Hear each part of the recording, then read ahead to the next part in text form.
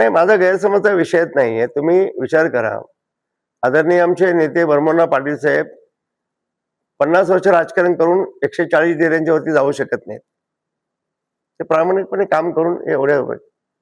ह्या लोकांनी इनलिगली संस्था 1200 उभे केल्यानंतर आमच्या दूध संस्थांना कुठे मानसन्मान असेल का? आणि एक सांगा, आज जिल्ह्यामधलं चंदगड, आजरा, गडिंग्लज मधलं दुधाची फॅट आणि दुधाचा दर्जा कुठल्या लेवलचं तुम्ही बघा ना. आज तुम्ही संचालकांना पण कबूल करून घेतलं मी.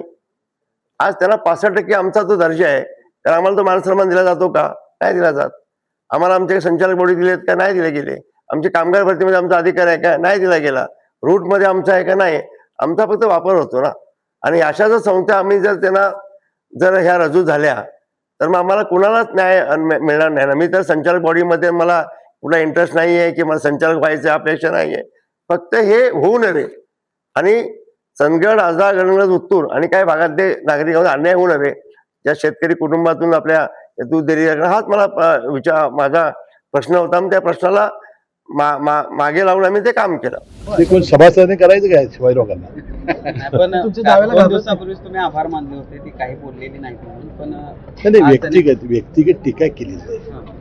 व्यक्तिगत टीका, राजकीय टीका काय चालतं? सातत्यानं महायुती म्हणूनच ही निवडणूक लढवणार असं अजूनही ही निवडणूक महायुती म्हणूनच होईल आणि महायुतीचाच अध्यक्ष होईल. नाही मग